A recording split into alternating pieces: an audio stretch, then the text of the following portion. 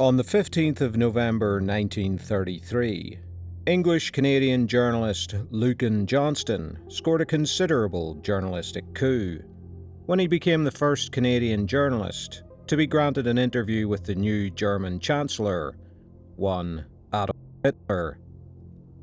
Just 3 days later, a series of events would occur that read like something out of a spy novel, as Johnston's mysterious disappearance catapulted the now long-forgotten journalist into the headlines.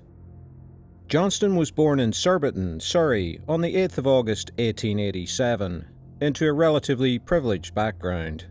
His unusual first name came about from being named after a famous great-uncle, Major General Sir Henry Timpson Lukin, a military commander for the British Army in South Africa, known for his daring exploits.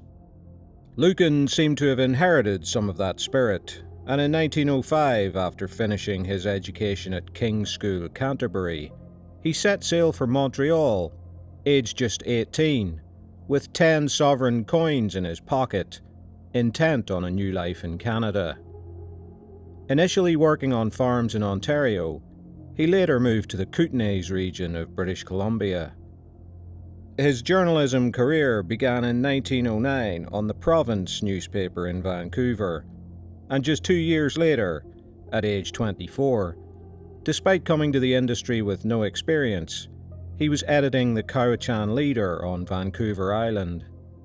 The newspaper grew, as did the area, and in 1914, Johnston moved on to become city editor and political columnist for the Victoria Colonist.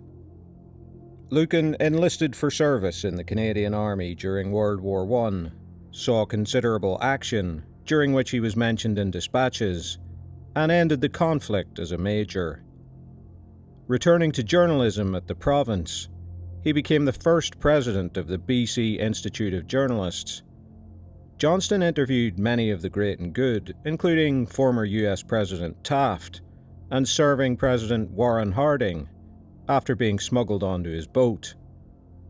Acquiring a reputation for essays on British Columbia, and as a conduit for Canadian readers to the goings-on in Britain, his journalism sphere gradually extended further internationally.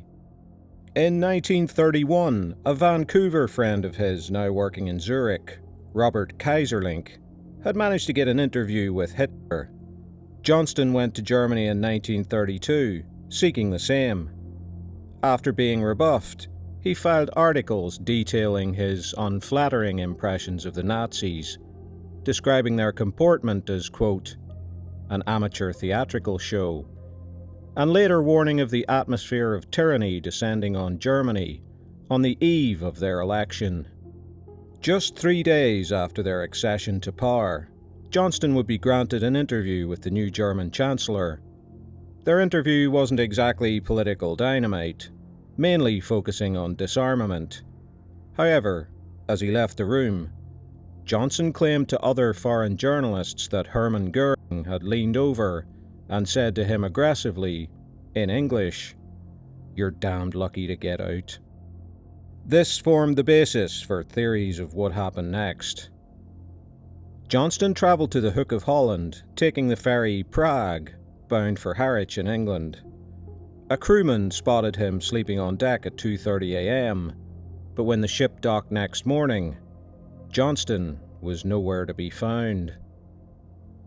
Lukin Johnston was a relatively well-known person, especially in Canada, and with the recent connection to Hitler, his disappearance was big news for a time, prompting over 700 letters to be sent to his wife.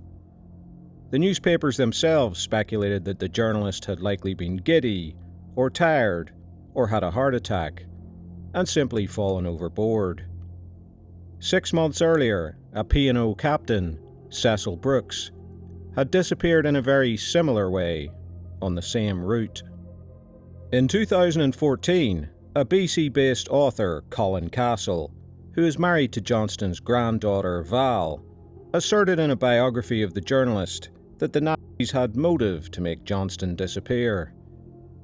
Lukin had interviewed German dissidents, visited an early version of a concentration camp, and was highly suspicious and critical of the Nazis. He also refused to submit his reporting from Germany to the authorities for approval. At the time, another journalist had recently been accused of being a spy. So is it possible that a half-hour interview with Hitler made Lukin Johnston an urgent espionage target and cost him his life? It seems far-fetched. Apparently, Hermann Goering did speak pretty good English. However, it seemed like an odd thing for him to have said to a journalist.